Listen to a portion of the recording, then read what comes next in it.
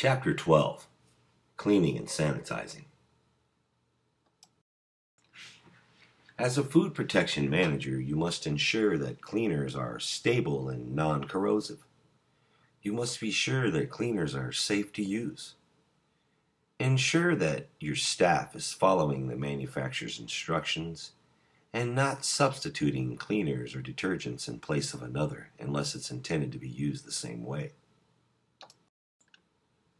Different detergents are used for different cleaning tasks. All detergents contain surfactants, or surface acting agents, that reduce the surface tension between dirt and the surface being cleaned.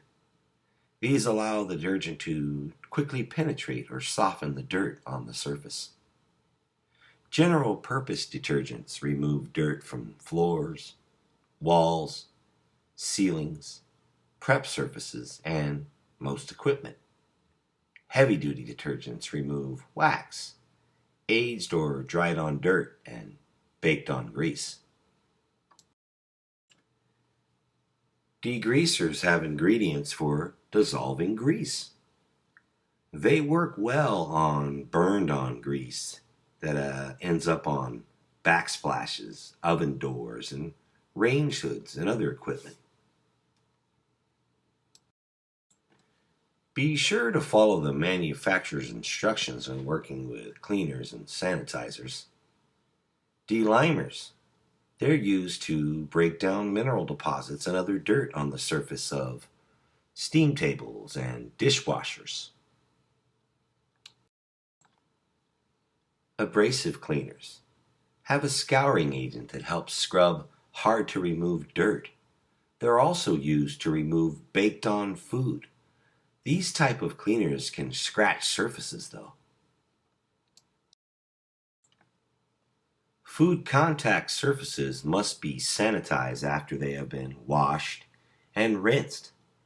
This can be done by using heat or chemicals. 3 common chemicals used in the food industry are chlorine, bleach, iodine, or quats, or quaternary ammonium compound. One way to sanitize items is to soak them in hot water. For this method to work, the water must be at least 171 degrees Fahrenheit. The items must be soaked for at least 30 seconds. In some cases, you can use detergent sanitizer blends to sanitize. Operations that have 2-compartment sinks often use these. Food contact surfaces can be sanitized either by soaking them in the sanitizing solution, rinsing, swabbing, or spraying them with the sanitizing solution. In some cases, a detergent sanitizer blend may be used.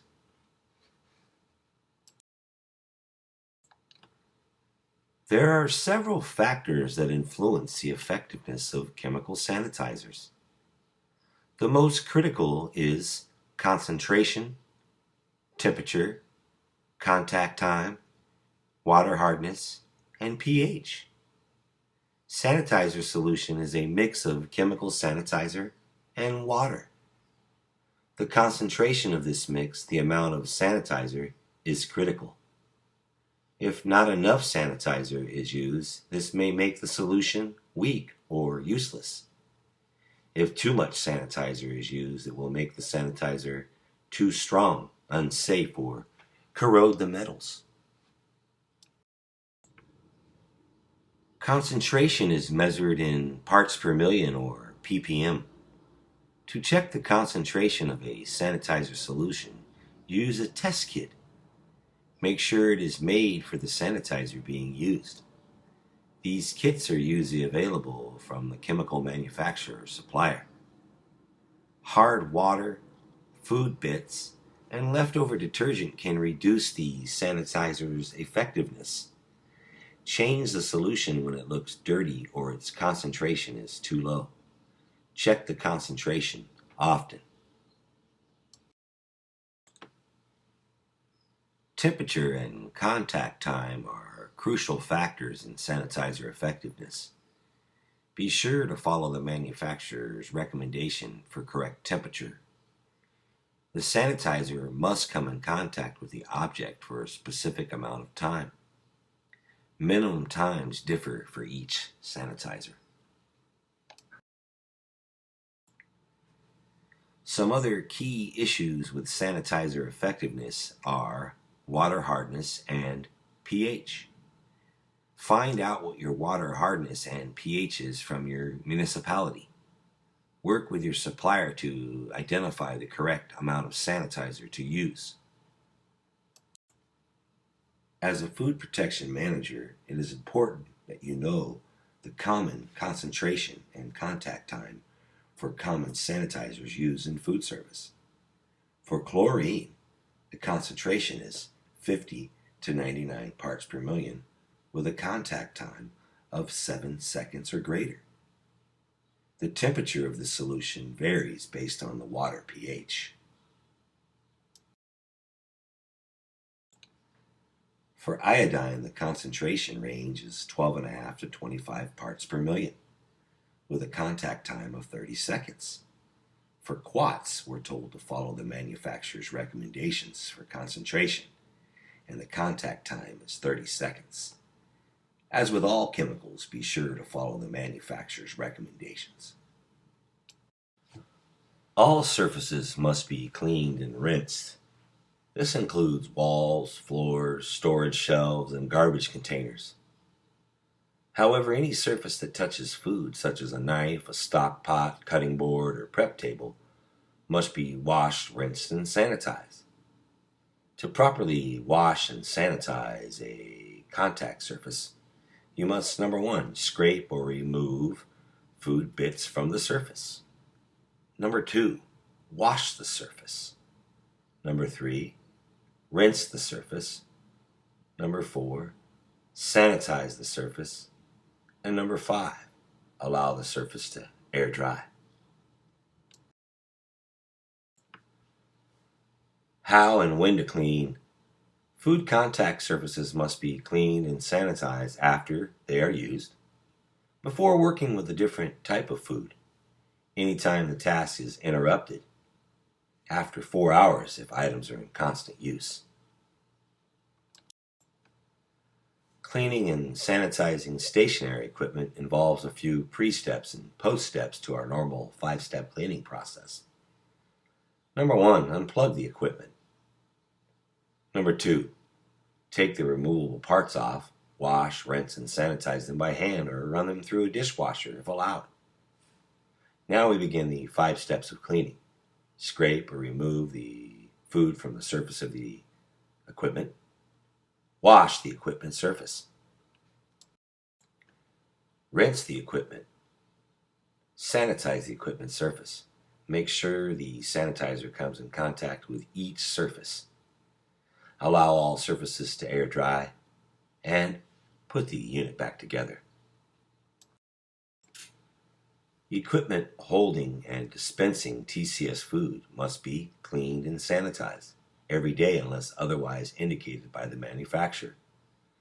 Be sure to check with your local regulatory agency for requirements. Dishwashing machines can sanitize either using hot water or chemicals. For high temperature machines, the final sanitizing rinse must be 180 degrees Fahrenheit. 165 degrees Fahrenheit are for stationary rack, single temperature machines. Chemical sanitizing machines clean and sanitize at much lower temperatures. Be sure to follow the temperature guidelines provided by the chemical manufacturer. Be sure to clean the machine prior to use and as often as needed, checking it at least once a day. Clear spray nozzles and food and form objects. Remove mineral deposits when needed. Fill tanks with clean water and make sure detergent and sanitizer dispensers are filled. Pre-soak items with dried-on food.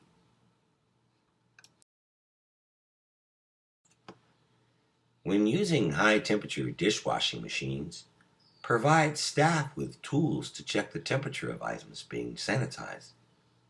Options include maximum registering thermometers, or temperature-sensitive tape.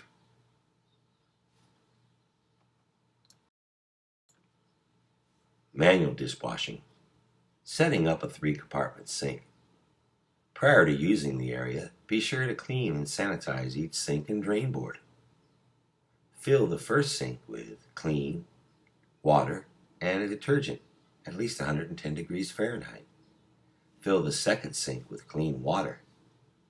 Fill the third sink with water and or a sanitizer to the correct concentration or temperature. Be sure to have a clock available to manage the time parameter. Steps for cleaning and sanitizing. Rinse, scrape, or soak items before washing them. If items are being soaked in the first sink, change the solution when food bits start to end up in the suds. Do not soak wood surfaces in detergent solution. Step 2. Wash items in the first sink. Use a brush, cloth towel, or nylon scrub pad to loosen dirt. Change the water and detergent when the suds are gone or water is dirty. Step 3. Rinse items in the second sink. Spray the item with water or dip them in it. Make sure to remove all traces of food and detergent from the items being rinsed. If dipping the items, change the rinse water when it becomes dirty or full of suds. Step 4. Sanitize items in the third sink, changing the sanitizing solution when the temperature of the water or sanitizer concentration falls below requirements. Never rinse items after sanitizing them. This could contaminate the surface. The only exception to this rule is if you are washing items in a dishwasher that can safely rinse items after they have been sanitized. Air dry items on a clean and sanitized surface. Drain board. Place them upside down so that they will drain properly. Once utensils, tableware, and equipment have been cleaned and sanitized, they must be stored in a way that protects them from contamination. When storing tableware and equipment, store them at least 6 inches off the floor. Store them in a clean and sanitized drawer or shelves.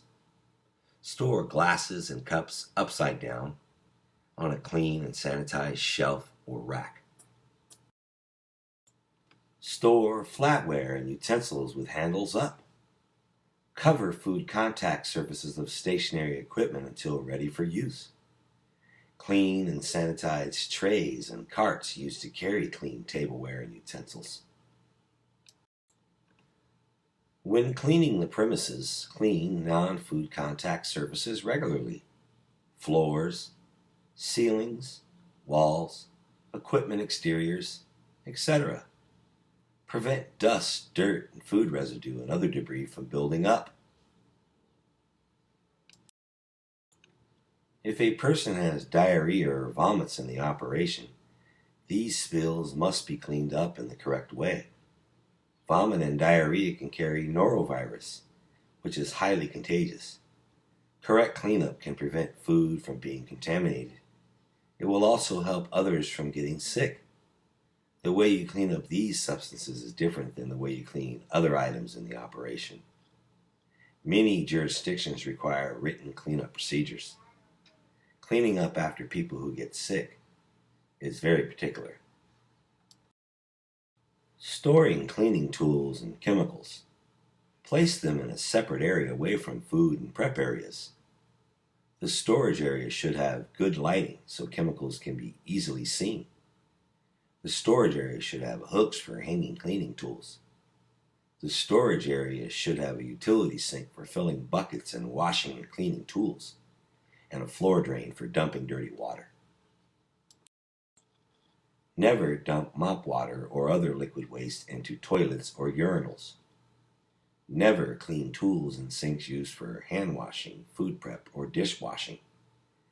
When storing cleaning tools, consider the following: air dry towels overnight, wash and hang mops, hang brooms and brushes, and on hooks to air dry. Only purchase chemicals approved for use in food service operations. Store them in their original container, away from food and away from food prep areas.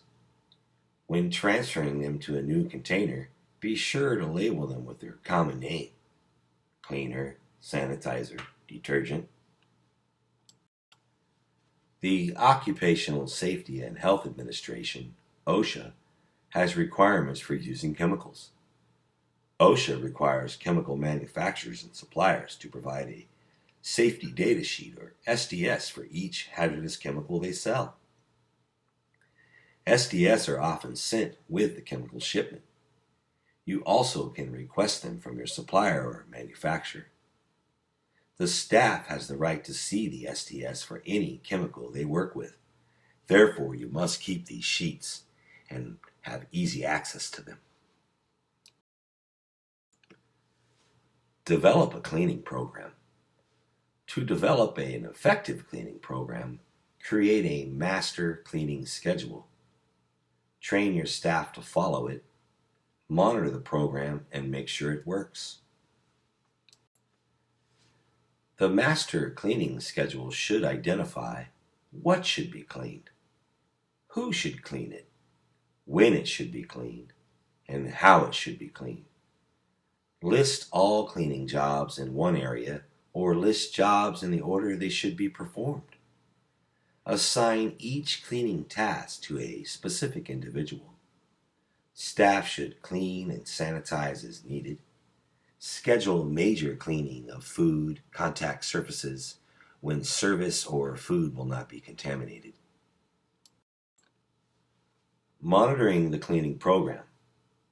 Supervise daily cleaning routines. Check cleaning tasks against the master cleaning schedule every day. Change the master cleaning schedule as needed.